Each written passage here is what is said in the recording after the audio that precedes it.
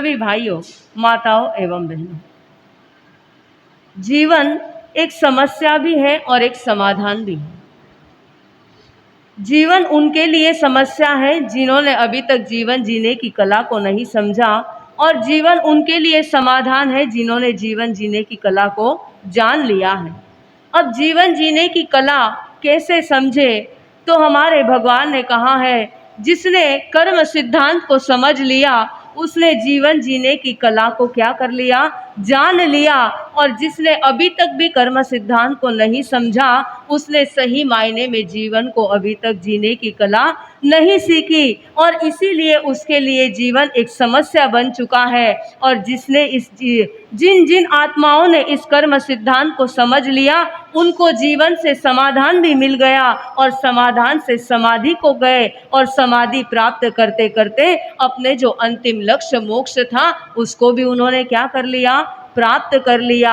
अब जिन्होंने प्राप्त कर लिया, जो प्राप्त करने के रास्ते पर निकल चुके हैं और जो प्राप्त करने का प्रयास कर रहे हैं, ऐसे इन सभी महापुरुषों के जीवन से हम क्या सीख रहे हैं कि जैसे उनके जीवन में प्रसंग बने वैसे ही प्रसंग डे टू डे लाइफ में हमारे जीवन में भी आ रहे हैं। और उनकी जीवनी को सुनते सुनते हम भी इनको क्या करना सीख रहे हैं, हमारे जीवन में अप्लाई करने के लिए सीख रहे हैं। इसीलिए हम क्या जानने के लिए यहाँ पर आए हैं, आर्ट ऑफ कर्मा का प्लानिंग कर रहे हैं। हमने क्या इससे भी पहले कहा था कि आज तक कई कलाएं सीख ली, लेकिन जो कला सीखनी थी अभी तक वो कला हमने क्या नहीं की है, सीखी नहीं है। और वही कला हमको क्या करनी है, सीखनी है, द आर्ट ऑफ कर्मा की प्लानिंग करना।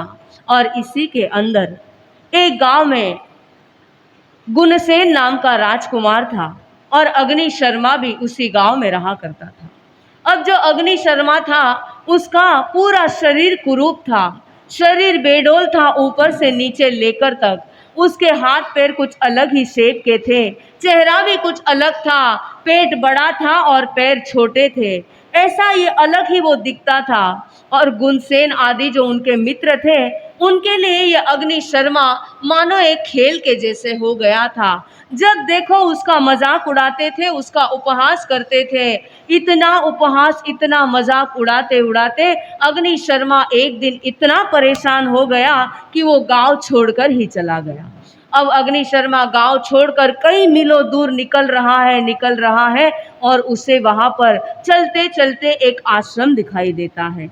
उस आश्रम में जाता है, वहाँ के जो प्रमुख होते हैं उनसे बात करता है, और वहाँ पर उसे निश्राय मिलती है। अब ये जो अग्नि शर्मा है वहाँ पर आश्रम में रहते रहते अपना जीवन व्यतीत कर रहा है, और जीवन को व्यतीत करते करते सब ज्ञान लेते लेते उसने एक नियम लिया कि मैं मासक शमन के पार ने मासक शमन करूँगा। क्या उसने निर्णय लिया कि मैं मासक शमन के पार ने मासक शमन करूंगा, लेकिन उसमें एक संकल्प लिया कि जिस दिन पारने का दिन होगा उस दिन मैं केवल एक ही घर पे जाऊंगा। अगर मुझे वहां पर आहार पानी मिला तो ठीक है, और अगर नहीं मिला तो उस दिन से फिर से क्या चालू करूंगा, फिर से मासक शमन प्रारंभ करूंगा, मास कमन प्रारंभ करूंगा।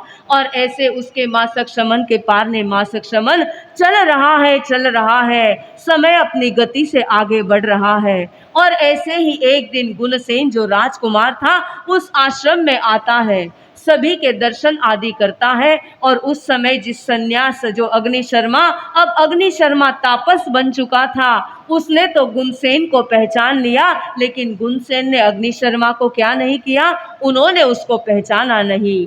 अब ये जो अग्नि शर्मा तापस जो बन चुका था वो कर्म को जानता था, और उसको गुणसेन के प्रति कोई भी राग द्वेष नहीं था, क्योंकि वो रहते रहते ज्ञान करते करते समझ चुका था कि जो भी कुछ हो रहा है वो किसके वजह से हो रहा है, मेरे अपने कर्मों के वजह से हो रहा है।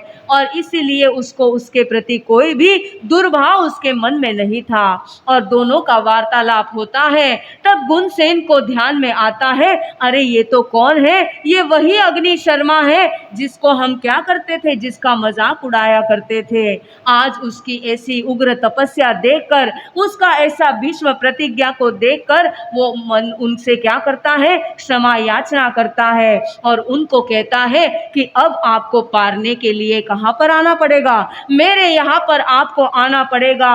बहुत भाव भरी विनती करता है और यहाँ पर अग्नि शर्मा भी मन में कोई भी क्लेश संताप न होने से उसको क्या करते हैं, आज्ञा प्रदान कर देते हैं।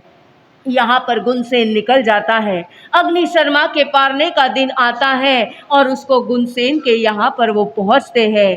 गुणसेन के यहाँ पर पहुँचते हैं और उस दिन ऐसा होता है, गुणसेन का इतना सर दुखता है, इतना सर दुखता है कि वो पारने का क्या हो जाता है, उसके दिमाग से वो स्मरण निकल जाता है। और उस समय पर वो कुछ देर अग्नि शर्मा तापस प्रतीक्षा करते हैं। किसी से कोई संवाद न होने से वो फिर से निकल जाते हैं और उनके निकलने के बाद जब इसे ध्यान में आता है, अरे आज तो क्या था, आज पारना था और मैं चूक गया। ये जाता है आश्रम में, उनसे बहुत क्षमा याचना करता है और उनको विनती करता है कि अब जब आपका दूसरे मासिक श्रमण का पारना होगा तब आपको क्या करना पड़ेगा, आपको पधारना पड़ेगा।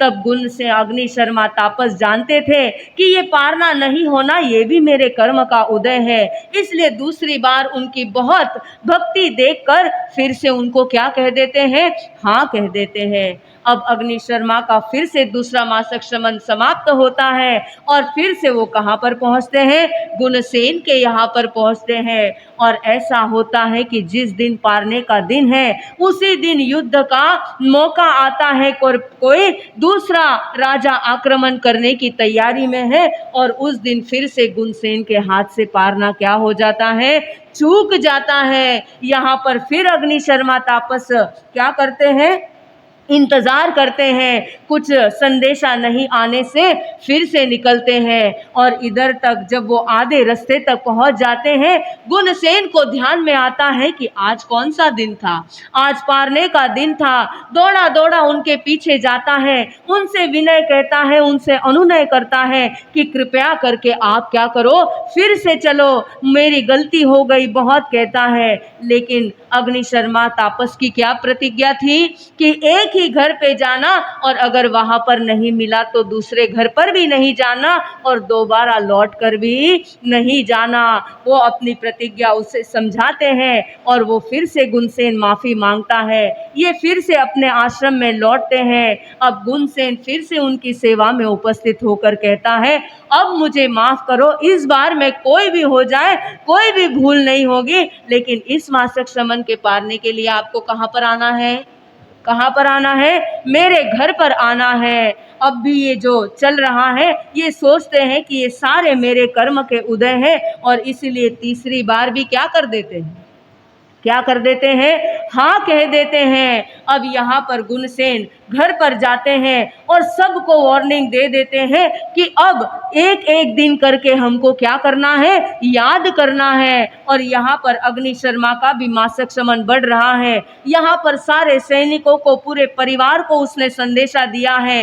29 दिन निकल गए, 28 दिन निकल बचे हैं, 27 करते करते 15, 5, 4, 3, 2 और 1। पहले दिन भी रात को कहकर सोता है कि दूसरे दिन क्या करना, मुझे याद दिलाना, ऐसे तो मुझे याद ही रहेगा, लेकिन नहीं, अगर कोई निमित्त आ जाए तो मुझे याद दिला देना, लेकिन इस बार पारना क्या नहीं होना चाहिए, पारना चूकना नहीं चाहिए। अग्नि शर्मा तीसरी बार अब उस वहां पर गुणसेन के यहाँ पर पधारते हैं और वहां पर पहुंचने के बाद उसी दिन उस महारानी ने उनके पहले पुत्र को जन्म दिया होता है। उस घर में राजकुमार का जन्म, उस जश्न के अंदर वो इतने मस्त रहते हैं, इतने मस्त रहते हैं कि तीसरी बार भी अग्नि शर्मा तापस का क्या नहीं होता है, उस जगह पर पारना नहीं होता है और अग्नि शर्मा तापस फिर से लौट जाते हैं।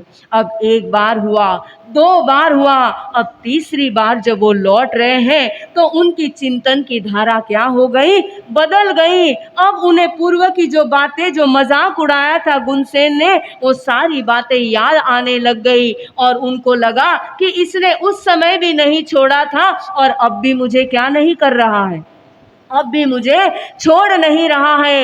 एक बार, दो बार, तीन तीन बार मेरी तपस्या का भी ये क्या कर रहा है, मजाक उड़ा रहा है। और उस समय पर ये इतने क्रोधित हो जाते हैं, इतने क्रोधित हो जाते हैं कि उस समय में प्रतिज्ञा लेते हैं और वहाँ पर नियाना करते हैं कि मेरी ये उग्र तपस्या का अगर कोई फल हो तो मैं भवो भवो तक गुणसेन को मारने वाला बनूं। क्या बनूं? मैं भवो भवो तक गुणसेन को मारने वाला बनूं, ऐसी प्रतिज्ञा धारण करता है और ऐसा नियाना करता है। जब सारे जो प्रमुख साधु होते हैं उनको पता चलता है, सारे लोग उनको मिलकर समझाते हैं कि अब भी तुम इसकी क्या कर लो, आलोचना कर लो, इससे क्षमा याचना कर लो, अपने इस प्रतिज्ञा को, इस नियाना को समाप्त करो। लेकिन वो किसी की भी मानने के लिए तैयार नहीं है। अब यहाँ पर गुणसेन चाहे कितने भी पति पत्नी का भाव करते हैं, कभी भाई भाई का भाव, कभी माता पुत्र, और यहाँ पर अग्नि शर्मा हर भाव में उसको क्या करते हैं, हर भाव में मारने का प्रयास और मृत्यु के कगार पर उसको लेकर आते हैं। और यहाँ पर गुणसेन भावों की विशुद्धता बढ़ाते बढ़ाते, समता से सहन करते करते करते एक एक भाव उच्च गति जा रहे हैं। मनुष्य जन्म, देव मनुष्य जन्म करते करते एक भाव में वो अपने सभी कर्मों को नष्ट करके